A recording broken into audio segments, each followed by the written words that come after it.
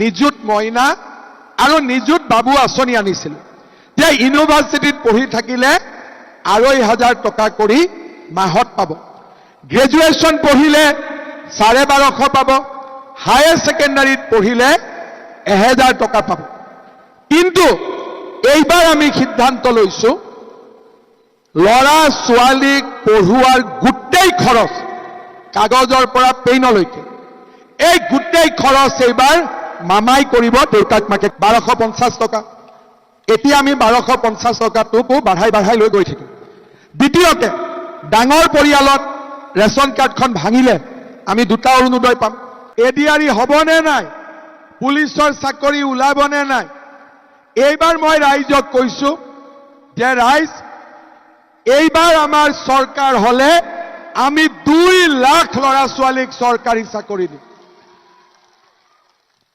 এই ২ লাখ ল'ৰা ছোৱালীৰ ২৫,০০০ পুলিচত চাকৰি পাব, ৭৫,০০০ শিক্ষক শিক্ষয়িত্ৰী চাকৰি হ'ব, ১ lakh grade 3 grade 4 nurse junior engineer doctor ১ lakh চাকৰি হ'ব। টোটেল ২ লাখ চাকৰি। যোৱাবাৰ দিলো ১,৬৫,০০০, এইবাৰ হ'ব ২ লাখ, টোটেল ৩,৬৫,০০০।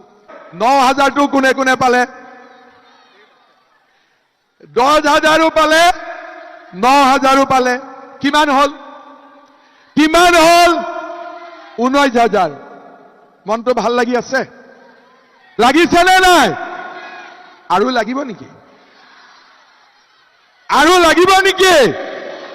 নালাগে নেকি? আচ্ছা, কাক কাক নালাগে হাত দাঙক। এতিয়া কাক কাক লাগে হাত দাঙক। বাপৰে, নালাগাৰ ফালে এগৰাকীও নাই, লাগাৰ ফালে চব আছে। গতিকে য'ত বেছি আছে তাততো মই যাবই লাগিব, হয়নে নহয়? সেইকাৰণে এইবাৰ আমি ১০,০০০ টকা নিদিওঁ, সকলোকে আমি ২৫,০০০কৈ টকা দিম। ভাল হ'ব নে বেয়া হ'ব? ভাল হ'ব। সুৰেন ফুকনক ভোট দিব, বিজেপিক জিকাব, ২৫,০০০ও মই আপোনালোকক দিম। 100% হ'ব। অৰুণোদয় কাৰ কাৰ আছে? কোনে কোনে অৰুণোদয় পোৱা নাই মোক হাত দাঙক এইবাৰ। নোপোৱা কেইগৰাকী অলপ দাঙি থাকিব। ৫০০ গৰাকীও নাই। কিন্তু যদিও ৫০০ গৰাকীয়ে অৰুণোদয় পোৱা নাই, কিছুমান পৰিয়াল ডাঙৰ, ৰেচন কাৰ্ড এখন আছে। যদি পৰিয়ালটোত আমি ৰেচন কাৰ্ড ২খন কৰি দিওঁ, আমাক আৰু অলপ অৰুণোদয় লাগিব। সেইকাৰণে ডিগবৈ সমষ্টিৰ কাৰণে মই সুৰেন ফুকনক নতুনকৈ ১০,০০০ অৰুণোদয় আৰু দিম। ১০,০০০ কিয় দিম? এটাটো নোপোৱাসকলে পাব লাগিব ১২৫০ টকা। এতিয়া আমি ১২৫০ টকাটোকো বাঢ়াই লৈ গৈ থাকিম। দ্বিতীয়তে ডাঙৰ পৰিয়ালত ৰেচন, কাৰ কাৰ ৰেচন কাৰ্ড নাই?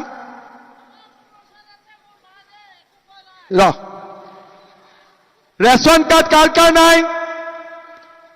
৫০-১০০ ঘৰ ১,০০০ ৰেচন কাৰ্ড দিলে চবেই পাই যাব। ৰেচন কাৰ্ডত চাউলটো পায়নে নাপায়? পায়নে? দালি পায়, নিমখ পায়, চেনি পায়। দালিটো ভালনে বেয়া? ভাল, কমপ্লেইনটো নাই। চাউল পালো, দালি পালো, নিমখ পালো, চেনি পালো। আৰু কিবা লাগিব নেকি? আৰু কিবা লাগিব নেকি?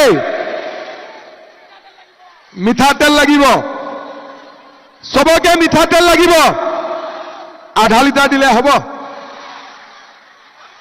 আধা লিটাৰ দিলে নহ'ব, পুৰা ১ লিটাৰ লাগিব। ঠিক আছে, দিবতো লাগিব, চবেই খুজিছে যদি, হয়নে নহয়? এগৰাকী আইতাই মোক ক'লে যে মামা, দালিটো পাই আছো, নিমখ পাই আছো, চেনি পাই আছো, চাউল পাই আছো, তই তেল দিবি বুলি কৈছ যেতিয়াও তই দিবি, লগতে চাহপাতটো দি নিদিয় কিয়? মই বোলো এইটোতো বহুত পইচা লাগিব। ঠিক আছে আইতা, চৰকাৰখন ভাল কৰি চলক, প্ৰথমতে তেলটো দি লওঁ, তাৰ পিছত আৰু যি পাৰো বঢ়াই লৈ গৈ থাকিম। তাৰ মানে আপোনালোকে চাওক, ল'ৰা ছোৱালীয়ে চাকৰি পাইছে, মহিলাই উদ্যমিতা পাইছে, অৰুণোদয় পাইছে, আৰু আমি ৰেচন কাৰ্ডত চাউল, চেনি, তেল, নিমখ আমি পাব গৈ আছো। এই সুবিধাবোৰ কংগ্ৰেছৰ দিনতো দিব পাৰিলেহেঁতেন। চৰকাৰটো একেখনে, চকীখনহে বেলেগ। আগতে বেলেগ এজন বহিছিল, এতিয়া বেলেগ এজন বহিছে। কংগ্ৰেছে ইচ্ছা কৰিলে 300 টকা হলেও অৰুণোদয় দিব পাৰিলেহেঁতেন। 10,000 টকা নহয়, অন্তত 1,000 টকাও দিব পাৰিলেহেঁতেন। কিন্তু কংগ্ৰেছে ভাবে যে অসমীয়া মানুহক খুটা কম্বল দিলেই হৈ যাব, বেলেগ দিব নালাগে। আৰু সেইকাৰণেই আজি অসমৰ মানুহে কংগ্ৰেছক বেয়া পাইছে। যে বিজেপিৰ দিনত যদি আমি এই সুবিধাখিনি পাব পাৰো, কংগ্ৰেছৰ দিনত কিয় নাপালো? তাৰ মানে কংগ্ৰেছে আমাৰ কাৰণে কাম কৰিব নোখোজে, আমি কংগ্ৰেছক ভোট নিদিওঁ। আকৌ এবাৰ বিজেপি চৰকাৰ, আকৌ এবাৰ মোদী চৰকাৰ। আৰু আজি মই দেখিছো অসমৰ চুকে কোণে ৰাইজে বিজেপিৰ চৰকাৰ বিচাৰিছে। শ্ৰদ্ধাৰ ৰাইজ, 2 লাখ চাকৰি হ'ব, কিন্তু চাকৰি পাবৰ কাৰণে ল'ৰা ছোৱালীয়ে পঢ়িব লাগিব। শিক্ষক হ'বৰ কাৰণে BEd পাছ কৰিব লাগিব, নাৰ্ছ হ'বৰ কাৰণে নাৰ্ছ পাছ কৰিব লাগিব। সকলো দুখীয়া মানুহে ল'ৰা ছোৱালীক পঢ়াব নোৱাৰে। কাৰণ আজি যদি আমি ডিগবৈতে নাৰ্ছিং পঢ়াওঁ, কিমান ফিজ দিব লাগিব? ডিব্ৰুগড় ইউনিভাৰ্চিটিত পঠালে কিমান টকা দিব লাগিব? সেইকাৰণে যোৱাবাৰ আমি নিযুত মইনা আৰু নিযুত বাবু আঁচনি আনিছিলোঁ, যে ইউনিভাৰ্চিটিত পঢ়ি থাকিলে 2,500 টকা কৰি মাহত পাব। গ্ৰেজুৱেশ্যন পঢ়িলে 1250 পাব, হায়াৰ ছেকেণ্ডাৰীত পঢ়িলে 1,000 টকা পাব। কিন্তু এইবাৰ আমি সিদ্ধান্ত লৈছো, ল'ৰা ছোৱালীক পঢ়ুৱাৰ গোটেই খৰচ, কাগজৰ পৰা পেইনলৈকে, এই গোটেই খৰচ এইবাৰ মামাই কৰিব, দেউতাক মাকে কৰিব নালাগে। এইবাৰ দেউতাক মাকে ল'ৰা ছোৱালীৰ পঢ়াৰ খৰচ দিব নালাগে। চৰকাৰে KG to PG ল'ৰা ছোৱালীক পঢ়াৰ খৰচ দিব। শ্ৰদ্ধাৰ ৰাইজ, 2 লাখ ল'ৰা ছোৱালীয়ে চাকৰি পাব, কিন্তু বহুত যুৱক যুৱতী থাকি যাব যোনে চাকৰি নাপাব। আমি ছেমিকণ্ডাক্টৰ আনিছো, ইউৰিয়া ফেক্টৰী, থাৰ্মেল পাৱাৰ, বহুত ল'ৰা ছোৱালীয়ে উদ্যোগত চাকৰি পাব। কিন্তু আমাৰ ল'ৰা ছোৱালীয়ে ব্যৱসায় বাণিজ্যও কৰিব বিচাৰে, কিন্তু বেংকৰ পৰা লোন নাপায়, বেংকে লোন নিদিয়ে। সেইবাবে যোৱাবাৰ আমি এটা আঁচনি আনিছিলোঁ, CM AAA।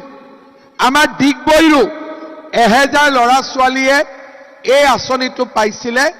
চৰকাৰে 2 লাখ টকা দিয়ে, টকাটো ঘূৰাই দিব নালাগে, ব্যৱসায় বাণিজ্য কৰিব লাগে। এইবাৰ আমি যেতিয়া আশীৰ্বাদ যাত্ৰাত গলো, বহুত ল'ৰা ছোৱালীয়ে মোক ক'লে যে মামা, এই আঁচনিটোৰ পৰা লাভ হৈছে, 2 লাখ টকা বেংকক দিলে এতিয়া আমি লগত লোনো পাওঁ। বহুতে মোক দোকান দেখুৱালে, বহুতে মোক যি ব্যৱসায় কৰি আছে ৰাস্তাতে মোক বহুতে দেখুৱালে। সেইকাৰণে এইবাৰ আমি সিদ্ধান্ত লৈছো যে 1 লাখ ল'ৰা ছোৱালীক নহয়, এইবাৰ আমি 10 লাখ ল'ৰা ছোৱালীক CM AAA দিম, 10 লাখ। আৰু মই আজি ডিগবৈত কৈ থৈ গলো যে ডিগবৈ বিধানসভা সমষ্টিৰ মই 10,000 ল'ৰা ছোৱালীক CM AAA দিম। 10,000 অৰুণোদয়, 10,000 CM AAA। আগত কোনেও ইমান কাম কৰা নাছিল। আৰু আমি আজি অসমখনক নৱ নিৰ্মাণৰ বাবে আমি আগুৱাই লৈ গৈছো।